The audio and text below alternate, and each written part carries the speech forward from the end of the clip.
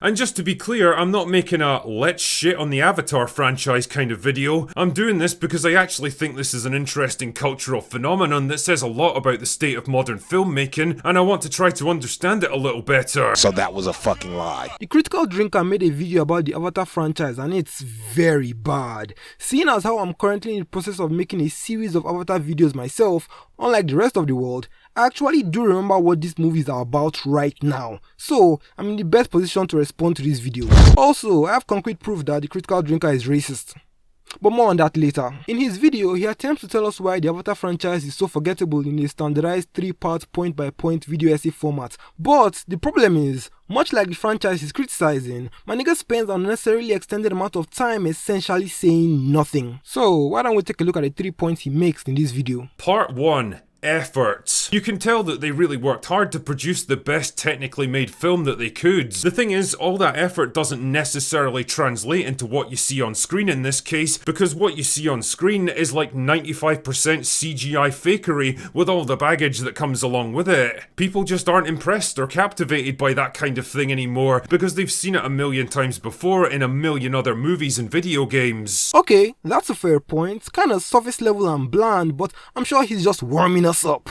Let's see what his next very distinct point is going to be. Part 2. Spectacle. The problem is that spectacle without substance is like dating a really hot girl with no personality. It gets old real fast, and once those good looks start to become familiar and mundane, there's not much to keep you hanging around. Well, it kinda sounds like you made the same point again, but I'm sure he's just leading up to something spectacular. Let's hear his third point before we pass any real judgments. Come on, drinker, bring it home! Number 3. Heart and soul. This, I think, is what's really missing from the Avatar movies, an emotional core that everything else is built around. Right. Well, those were definitely 3 points. Just so we're on the same page, I'll give a quick summary of Drinker's 3 different and not at all interchangeable points that were insightful enough to warrant a 9-minute YouTube video. Part 1. There's a lot of invisible effort but no one cares. Part 2. There's a lot of visible effort but no one cares. Part 3. You need to make people care. Bro basically said, nobody talks about these movies because nobody cares about these movies because underneath all that CGI and spectacle, there's no emotional foundation upon which the franchise is predicated. There! That's your entire video condensed into one paragraph. You didn't need to arbitrarily drag out those 3 indistinguishable points and pad them out with meaningless fluff in order to make a monetizable YouTube video for SEO purposes. I mean, I'm doing the same thing with my Avatar video that's out right now and my Avatar 2 video that's currently in the pipeline, but the difference is, I'm not wasting anybody's time. He tried so hard to make this video look like an authentic and valuable video essay that's worthy of your time. He divided it into 3 different parts. He uses behind the scenes footage and tries to integrate them into those parts. He precedes the video with an ominous analogy in a way that makes you believe that it will be relevant at a later time. He does all these things, but it's just surface level bullshit to cover up the fact that he basically made a Chris Stockman video.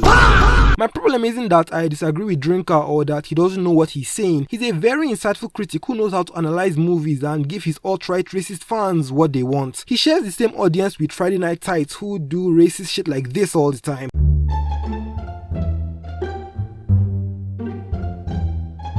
Hail Hydra.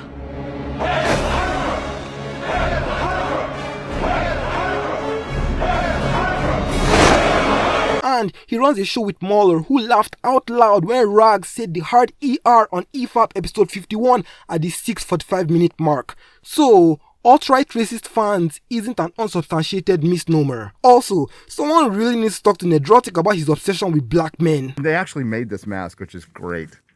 It kept me from doing what Garrett did, because I was going to. So we've got blue face, we've got green face, we've got black face. Looks like a lot of colors round up. But I am officially a member of the club. Oh yeah, me too. So we're balling here. We got the chains, we got N-word passes, you know, it's all good. Well, we talk about hip hop one time, you know, and all of a sudden, And YouTube tried to take us down, didn't they? we're in the club. We're in the club. That's right. So, if you have racist fans and all your friends are blatantly fucking racist, I think it's kind of safe to say that you might be a fucking racist too, my nigga. I'm just fucking saying, you know the old saying, birds of the same feather suck dick together. But I digress. My problem is that the title, structure, and presentation of the video makes you believe that you're going to get something new and substantial, but it just ends up being a 2-minute long slop video that gets dragged out to 9 minutes in order to give the illusion that 3 substantial points are being made. My problem is that this 9-minute video is ironically the quintessential personification of the very franchise he's trying to criticize. Alright, I gotta get back to making my Avatar 2 video now. Subscribe to my Patreon for Weko's Echo. That's my Patreon exclusive weekly podcast where I review movies, answer your questions, and react to Reddit stories. Yeah! Well, this was fun. Subscribe to the Patreon, link in the description, and I will see you guys in the next analysis.